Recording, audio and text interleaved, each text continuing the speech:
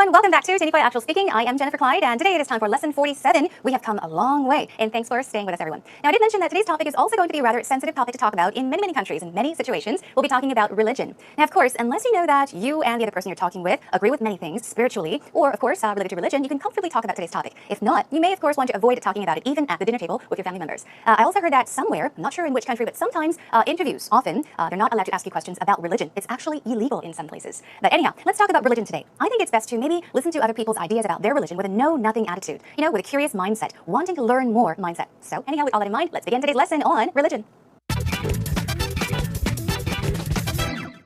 Okay, everyone, are you ready to begin today's lesson on religion? I do want to make something clear, though. Now, in the beginning of our show, I did mention that I think it's very important to have that know-nothing attitude, always being open to listen to others about what they think, always being curious. So I got that mindset. I'm not saying that which religion or any religion is more important than any other. You can be an atheist, you can be a believer or a non-believer, but it's not important. Let's just check out some expressions, phrases, and verbs or vocabulary you can use to talk about religion. Okay, let's warm up with our 5 W's and how questions. Are you ready? Let's get started. Here we are with the first W question. Who? So, are you a believer or a non-believer? A believer basically would be a person that has a religion, that believes that there is a being, a supreme being, like a God, for instance, and a non-believer would be the opposite. You don't believe in a certain religion. Thus, you don't have a religion. So, are you a believer or a non-believer? Okay? Moving on. Now, what is your religion? Of course, it's very simple. What is your religion? What do you believe in? Okay? Another one. What is your definition of religion? Now, the reason I thought of this question is because we all may have different definitions. We may think that religion is different, right? Because we all think differently. Some people may think that it is something to do on a Friday, Saturday, or Sunday. Or some people might just think of it as an institution. So we all have our own different definitions of religion. So think about what religion means to you, okay? Also, what is your religious identity, okay? So this is also a way of asking, what is your religion, okay? Where do you stand in terms of religion? What other religions, we're talking about other, not the religion that you believe in, but what other religions are you curious to learn about? Even if you believe in A or B or C, of course, we're all curious, so you might want to learn about a different kind of religion. So if there is a religion you are curious about, what is it or what are they? Think about that as well. Now, another what question. What kinds of religion or spirituality do you observe? Observe, follow. So this is another simple question asking what is your religion? What do you believe in? Okay. Now, another what question. What led you? Okay. What made you? What helped you? What guided you? What led you to believe what you believe? Was it perhaps your background, influence, your parents? Were you born into a certain religion, a religious family, for instance? Also, why or what don't you believe about religion? So this is not about why you do not believe in a certain God or religion, but we're focusing on what you don't believe about religion. What do you think is not true? What do you think sounds awkward to you? Okay. And also, what do you do in your religion? So what do you do? What do you mainly do in your religion? Okay. Do you pray? Do you go to church? Do you go to the temple? What are the things you basically or generally do in your religion? Let's move on to when. Now, when did you change your religion? Now, this is if you have changed your beliefs or religion. I have plenty of friends around me that were possibly born into a Catholic family. And then they decided, as they grew up, they felt, maybe this isn't for me. I want to look into other religions. And some actually became Buddhists. Some became Christians, for example. Some could change into being Jewish, for example. So if you did change your religion, what did you change? When did you change your religion? Okay, talk about the time. And also, since when were you a blank, a believer, a certain believer? Since when were you a Buddhist? Since when were you a Christian, for example? And so on. Also, where do you go to pray or practice your religion? Okay, think about the place you go to. Also, why is or isn't religion important to you? Now, this would be a question, why isn't it important to you would be a question for non-believers out there, or even atheists, okay? If you don't believe that there is a God, or if you don't care about religion, you don't have a specific religion, why is it, okay? Why is or why isn't religion important to you? Moving on to another why question. Why did you consider to change? This is if you changed religions, or why did you change religion? Okay, these are just, I guess, similar questions, but consider meaning, think about changing religion, or why did you change religion?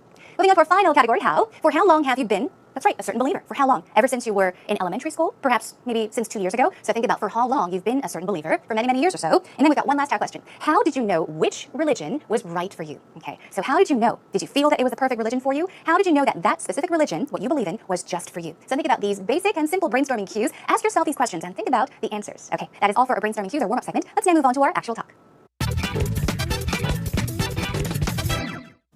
Rachel, what are you doing this weekend? Oh, I'm going on a church picnic. Oh, really? It sounds like fun. Yeah, I'm really excited. I love barbecues and stuff like that. So, Are you interested? Do you want to come join me, maybe? Will there be any praying going on?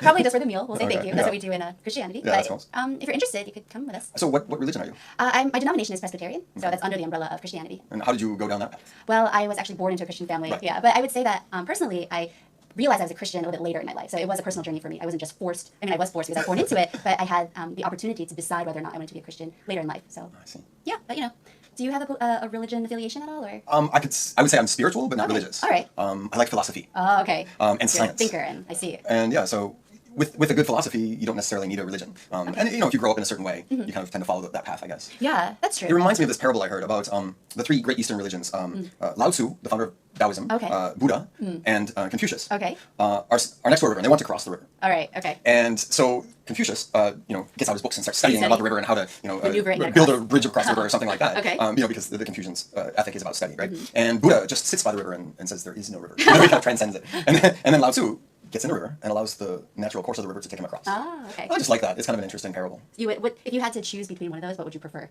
Well, obviously, the river. I'd take the natural course.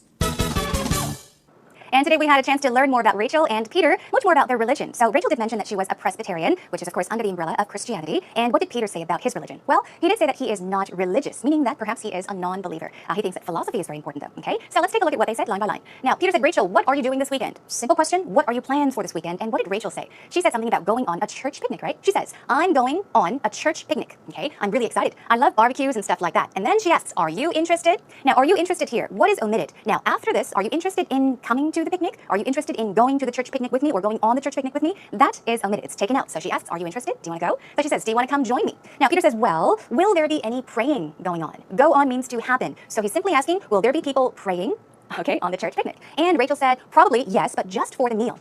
Just for the meal, meaning perhaps just before they have the meal. And she says, we'll say thank you. We'll say thank you. That's what we do. That's what we do in Christianity. That's what we do in Christianity is you're just talking about what people generally do in that religion. You can say that's where we go in Christianity, meaning that's generally the place that Christians go to, okay? In this case, that's what we do in Christianity. And then she says, if you're interested, you could come with us. And Peter asks, so what religion are you, okay? Now, Rachel answers by using the word denomination, okay? Here she says, my denomination is Presbyterian, okay? My denomination is Presbyterian. Basically, denomination in this case is a group, okay? So my religion is under the umbrella of Christianity, and it is in a group called Presbyterian. So denomination here means, simply put, group, and she says Presbyterian, okay? 장로교 교인이다. And then she says, so that's under the umbrella of Christianity. That's under the umbrella of something, meaning that is a part of something. Now, under the umbrella here, it's, of course, spelled exactly like the umbrella we carry around when it rains. But in this case, it does not mean that umbrella. In this case, it means something close to an organization, okay? So she's saying that Presbyterian is a part of Christianity. It is under the umbrella of Christianity.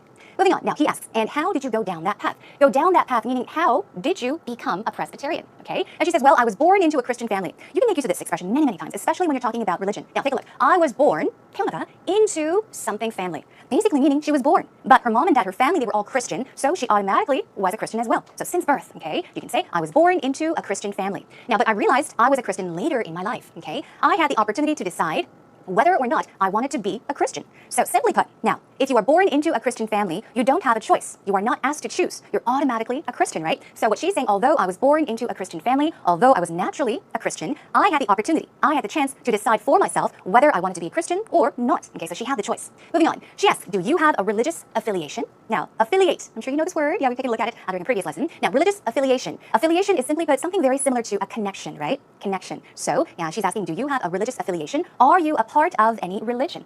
What is your religion, simply put? Now he says, I would say I'm spiritual, okay? What does that mean, spiritual? Okay, of course, believers believe in spirits and souls. So believers are spiritual. It means that you believe that there is a God. There are spirits and souls. But he says, but not religious.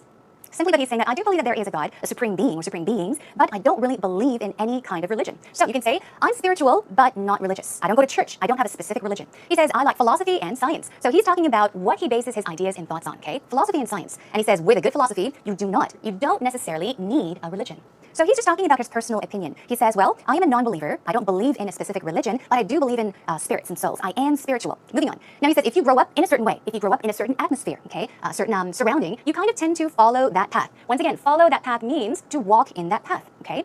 And he says, it reminds me of this parable I heard about the three great Eastern religions. Now, he tells us a story, okay, about a parable. A parable is like a short story, often like a legend or a fable, right? So he tells us about this parable that he heard about the three great Eastern religions. He says, Lao Tzu, okay, Lao Tzu, the founder of Taoism. Now, Taoism is spelled two ways, with a D and also with a T. I guess it's more often spelled with a T, so keep it in mind. So Lao Tzu, also Buddha, and Confucius. Now, they are next to a river, and they want to cross the river. This is a story he's telling. Now, imagine what's happening. So Confucius gets out his books and starts studying about the river, okay? And then, of course, he's studying how to maneuver it, get across it, cross the river, build a bridge perhaps across the river or something like that. And then, because the Confucian ethic, we're talking about moral principles, okay, the values, things that they believe in. It's about studying, right? Okay, so that is what Confucius did. And then he moves on to Buddha. Buddha, he sits by the river. And what does he do? He says, there is no river. Okay, so that's Buddha. Confucius opens his book and he studies the river, okay? But then again, Buddha, he sits there and he says, there's no river, okay? Now what else? And then Lao Tzu gets in the river, okay, gets in the river and allows the natural course of the river to take him across. So basically what Lao Tzu is doing is he goes into the river, and as the water is flowing, he lets his body flow with the river as well. So he says, I just like that. It's an interesting parable. So each and every one of these people, Confucius, Lao Tzu, and Buddha, they all have their own way of thinking, their own values. And he says, I think that's very interesting. Now, and Rachel asks, if you had to choose between one of those, what would you prefer? And obviously, as Peter mentioned, he says that he is spiritual, but he does not have a religion. He's more interested in philosophy. So he says, obviously, you don't need to think. Obviously, I would take the natural course. So what does that mean? Lao Tzu let the current take him down, right? So he's saying, I would take the natural course, meaning I would just let things happen for what it's meant to do, okay? Let things do the way it's done, or let things be done the way it's supposed to be done. I would just follow along with it, okay? Well, I would let nature take me to whatever it leads me to. So basically, that was our conversation that we just took a listen to. So here it is one more time. Listen carefully, along with the subtitles. Rachel, what are you doing this weekend? Oh, I'm going on a church picnic. Oh, really? It sounds like fun. Yeah, I'm really excited. I love barbecues and stuff like that. So, Yeah. are you interested? Do you want to come join me, maybe? Will there be any praying going on? Probably just for the meal. We'll say Okay, thank you. yeah. That's what we do in Christianity. Yeah, that sounds- If you're interested, you could come with us. So what religion are you? My denomination is Presbyterian, so that's under the umbrella of Christianity. And how did you go down that path? Well, I was actually born into a Christian family. Right. Yeah, but I would say that personally, I realized I was a Christian a little bit later in my life. So it was a personal journey for me. I wasn't just forced. I mean, I was forced because I was born into it, but I had the opportunity to decide whether or not I wanted to be a Christian later in life. So I see. yeah, but do you have a religion affiliation at all, or? I would say I'm spiritual, but not Okay, religious. all right. I like philosophy. Oh, okay. And You're science. a thinker, and I see. And yeah, so with a good philosophy, you don't necessarily need a religion. And if you grow up in a certain way, you kind of tend to follow that path, I guess. Yeah, that's true. It reminds me of this parable I heard about the three great Eastern religions. Lao Tzu, the founder of Taoism, Okay. Buddha, and Confucius. Okay. Are next to a river, and they want to cross the river. All right. Okay. And so Confucius, gets out his books and starts studying about the river and how to, Maneuver it and build a across. bridge across the river or something like that. Okay. Because the Confucians' ethic is about study, right? And Buddha just sits by the river and says there is no river. He kind of transcends it. And then Lao Tzu gets in the river and allows the natural course of the river to take him across. Ah, okay. I just like that. It's kind of an interesting parable. You would, if you had to choose between one of those, what would you prefer? Well, Oh, obviously, the river. I'd take the The natural course. Now, with today's actual talk expressions about religion, let's find out how you could possibly talk about what you believe in, what your religion is. So let's focus on your beliefs, your religion. You can say, I currently practice the religion of Christianity, Catholicism, or even Buddhism. These are just examples, okay? So let's take a look at the pronunciation, Christianity, and also Catholic, right? You would pronounce that Catholicism. Catholicism. The stress goes right there. Catholicism. It's difficult. And then also Buddhism, okay? So I currently practice the religion of something means my religion is blah, blah, blah. Okay, another one. I was born into a Catholic family. This is exactly what Rachel said, but it is an expression that's used a lot when it comes to religion, okay? So you did not necessarily have a choice, but when you were born, your family was a Christian, Catholic, or whatever family, and so you naturally became one. I was born into a certain family, okay? Keep that in mind. Another one. I've been a devout Buddhist since birth. Since birth meaning ever since you were born, you were a strong believer of Buddhism. I am a committed Presbyterian. Also, you strongly believe in this, okay? So I'm a committed so-and-so. I'm extremely Christian is another one. Extremely meaning you're very, very Christian. You're serious about your religion, okay? And you can say, I was raised Jewish. I was raised Buddhist. I was raised Christian, for example, but I'm not a religious person at all. Now, not a religious person means what? You're not very serious about your religion. You're not extremely Jewish, for example, in this case, okay? Okay, I'm an atheist, and I don't believe in the power of prayer. Let's take a look at the word atheist. Have you heard of that? An atheist is basically a person that does not believe that there is a supreme being. Simply put, an atheist does not believe that a God exists, okay? 무신론자 would be the correct definition in Korean. So, an atheist. And you would say, I don't believe in the power of prayer, meaning I don't really understand why people pray. So that is what an atheist could possibly think, okay? Just keep in mind, the whole point is to learn new words, atheist, okay? You do not believe that there is anything of a supreme being, such as a God.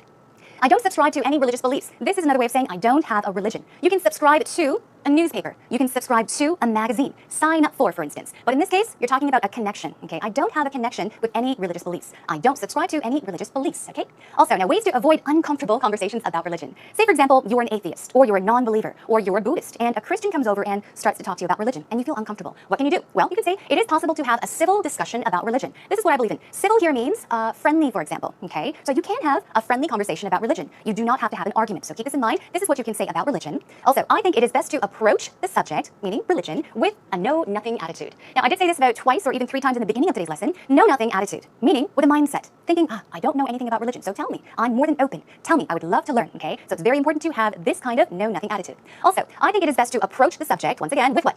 With an open-minded, curious, and wanting to learn attitude. This is another kind of attitude, okay? So open-minded, be curious, and want to learn attitude. Have that attitude. Also, you can say, I try to keep conversations about religion in the realms of. Realm is kind of an area, okay? It's an area. So you can say, I try to keep these religious or conversations about religion in the areas or realms of question asking, knowledge sharing, and common ground finding. Now, common ground. basically means agreement, okay? So you're saying, I do not want to argue with anyone. I just want to keep these conversations about religion, easy and cool. And I want to ask questions, share knowledge and also agree upon them. So these are a few things you can say. Or you can say, I think people should approach religious conversations with curiosity rather than judgment. It is true. Judging anyone or judging any kind of religion or anything is not good, right? Yeah, try to have a curious mind, an open mind about anything you want to talk about, especially when it comes to sensitive topics like religion as well. We've got much more for you. I do have much prepared, but that is all the time we have for this segment today. So please do check out our homepage. I'll have the script ready for you and some more information on today's actual talk expressions. Okay, then let's move on, everyone. Are you all ready for today's idiom, everyone? Okay, we'll sit back and relax. Here it is. Today's idiom is a blessing in disguise. So we all know what a blessing is. You can be blessed, a blessing. Think of blessing as something good, okay, like a gift, a present, a bonus, something very nice. But it's in disguise, in disguise. It's kind of hidden, okay? So here is a sentence using a blessing in disguise.